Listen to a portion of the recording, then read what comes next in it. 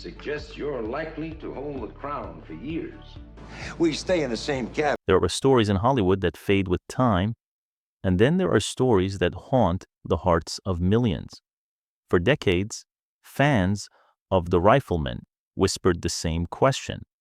What did Chuck Connors truly feel about Johnny Crawford, the boy who became America's son? Chuck never spoke, not through interviews, not through memoirs, not even when the world begged to know, but near the end of his life, something changed.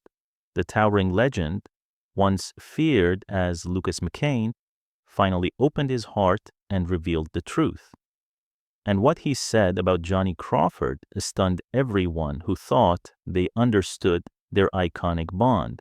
Today, we revisit the life of Chuck Connors, his rise, his struggles, his triumphs, and the emotional confession that broke his lifelong silence.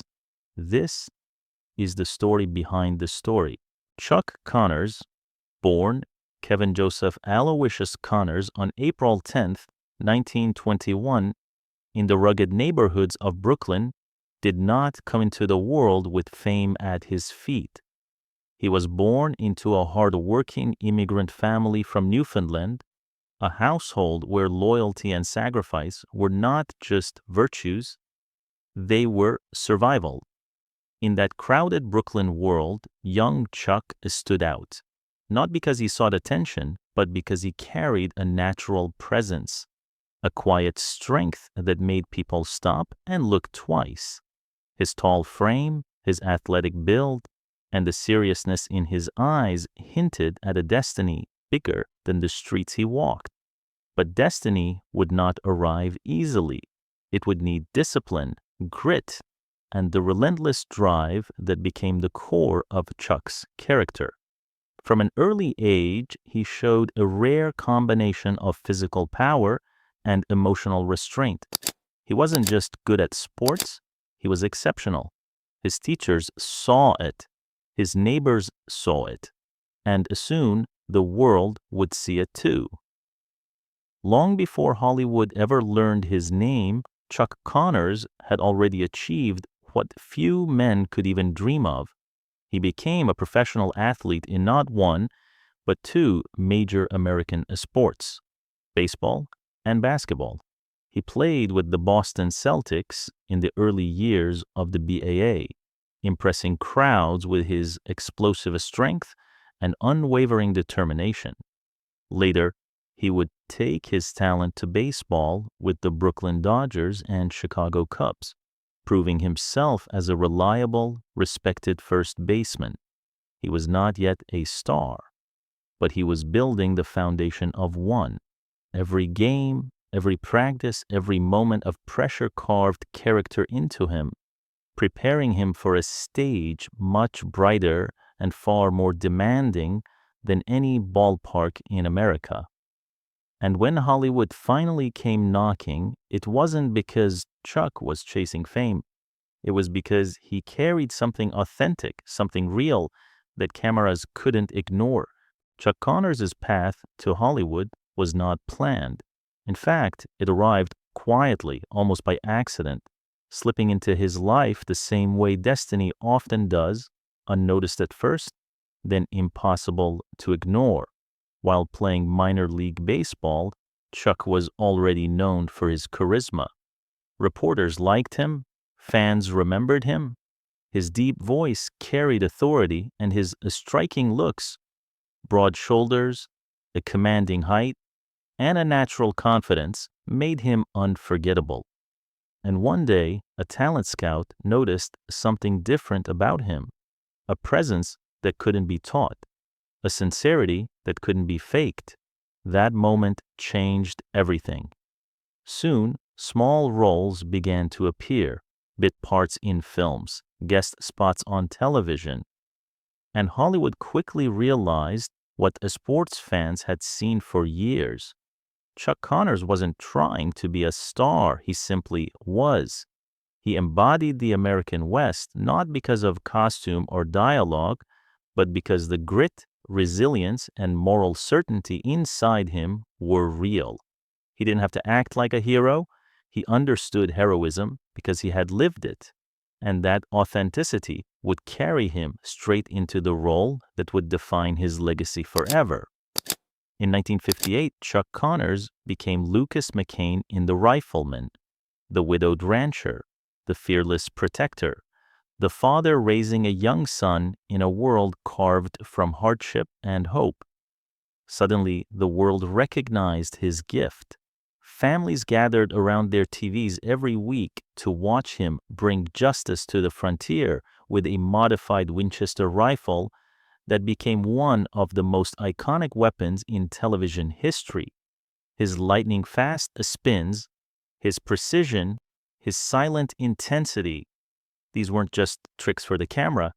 They were the physical confidence of a man who had survived the toughest arenas in America. But what truly made Chuck unforgettable wasn't the action, it was the heart. He played Lucas with a rare emotional depth, balancing a strength with tenderness, duty with vulnerability. And his relationship with his on-screen son Mark, played by young Johnny Crawford, became one of television's most beloved father-son bonds. Audiences didn't just watch them, they felt them. They believed in that connection because, behind the scenes, something genuine was happening, something neither actor fully understood at first, but would shape their lives forever. Chuck Connors was no longer just an athlete, no longer just an actor. He had become a symbol, a towering figure of honor, discipline, and the kind of steady, moral courage that America desperately needed during a rapidly changing time. And as his fame grew, so did the impact of the small boy who stood beside him, a boy who would come to hold a very special place in Chuck's guarded heart. As the Rifleman soared in popularity, Chuck Connors' career entered a golden era. Week after week, millions of viewers tuned in to witness Lucas McCain's unwavering courage and his tender, deeply human moments with young Mark. The series made Chuck a household name around the world, an icon whose presence on a screen felt both commanding and comforting. But The Rifleman was only the beginning. Chuck carried his towering height, resonant voice, and athletic grace into a long list of films and television roles. He appeared in unforgettable classics such as Old Yeller, Geronimo, Move Over, Darling, and the cult science fiction landmark Soylent Green. In each of these roles, whether he played a rugged cowboy, a determined soldier, or a morally conflicted figure, Chuck brought something that made him unmistakable: authenticity. Directors admired his work ethic. Co-stars praised his generosity. Crew members remembered his respect for everyone on a set, no matter their job. He didn't believe in acting like a star. He believed in acting like a professional, and people loved him for it. Yet behind the tough roles and the powerful screen presence lived a man shaped by loyalty and deep family values. Away from the cameras, Chuck Connors was known for the same warmth and integrity he portrayed on screen. He spent time with fans, signed autographs generously, visited children's hospitals, and showed gratitude to the people who supported him throughout his life. Even as his fame grew, he stayed grounded. Chuck's personal life evolved across 3 marriages, each marking a different chapter of his journey. His first marriage, to Elizabeth Jane Riddell, began on October 1st, 1948, long before Hollywood knew his name. They had met on a baseball field, a symbol of the life Chuck lived before the cameras found him. Together, they raised 4 sons, forming the foundation of his family during the uncertain transition from athlete to actor. Though the marriage eventually ended, Chuck remained immensely proud of the boys they raised. His second marriage came directly from his life in Hollywood. In 1963, he wed Kamala Devi, the Indian-born actress he had starred alongside in the 1962 film Geronimo. Their chemistry on screen blossomed into real life, and they collaborated again in Branded, Broken Saber, and the adventure series Cowboy in Africa. Their decade together was filled with travel, public appearances, and the height of Chuck's television fame, until their relationship concluded in 1973. Then came his third and final marriage.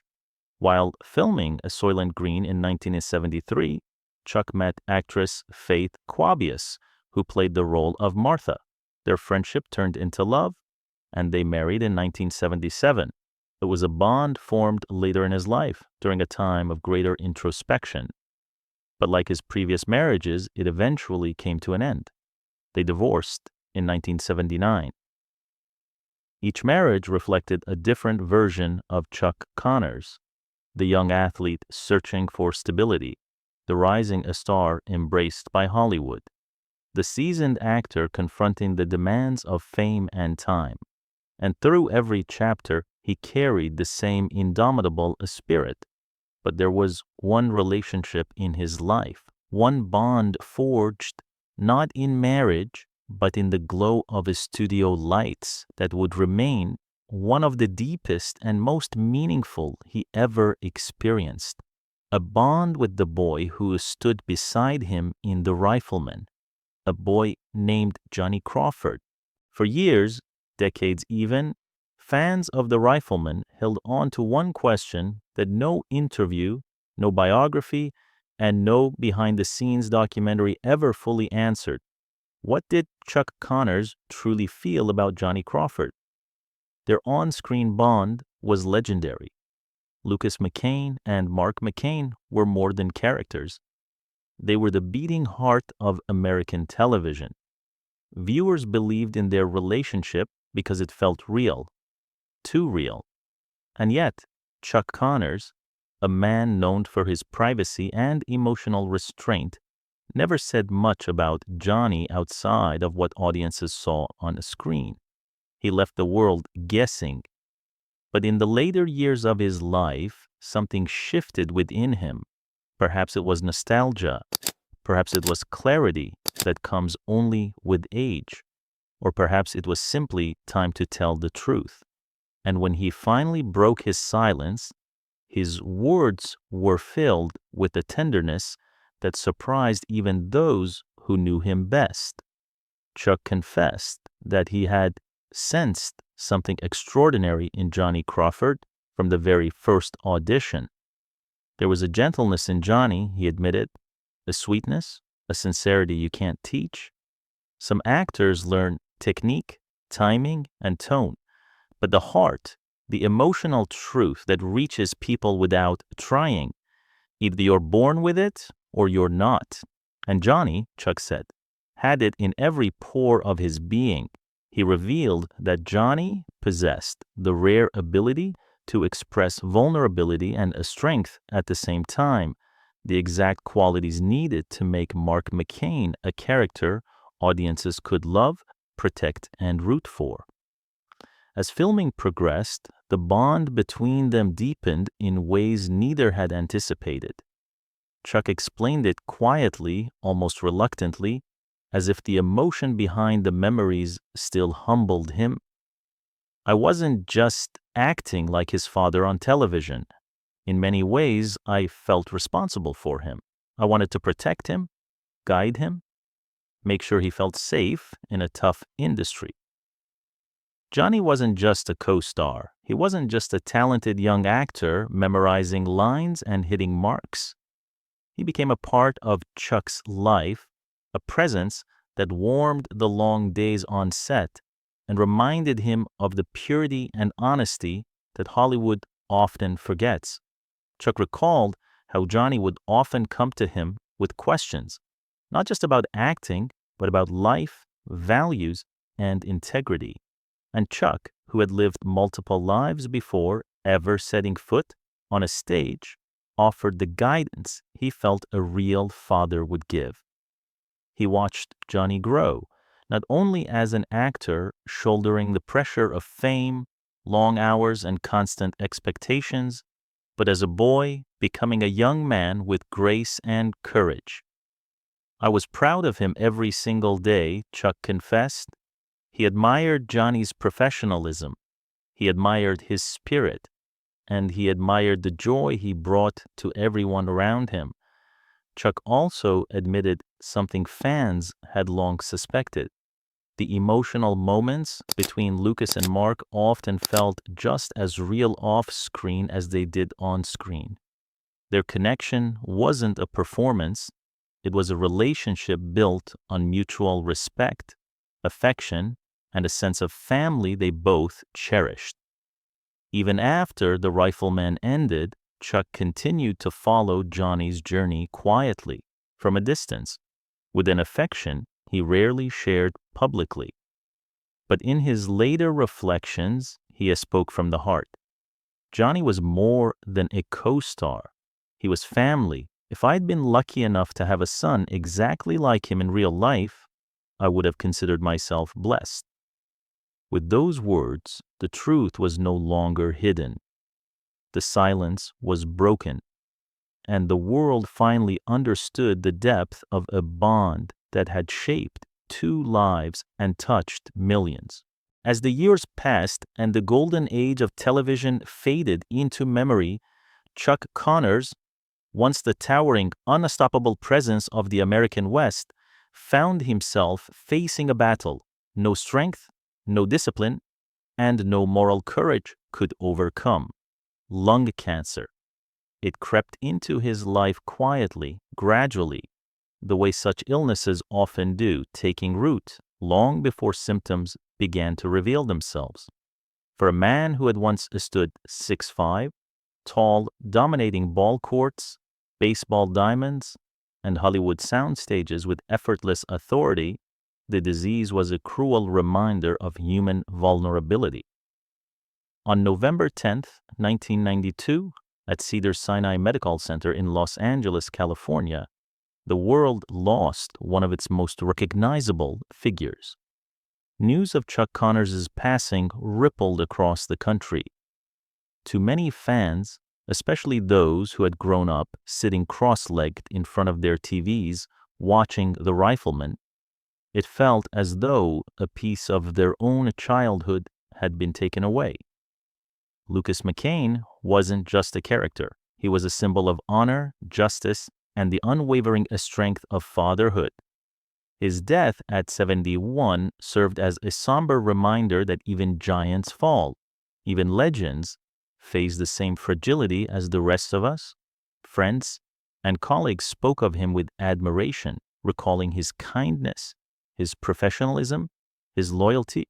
Directors remembered how he always arrived prepared, always treated the crew with respect. Fans remembered the warmth in his smile and the sincerity in his handshake.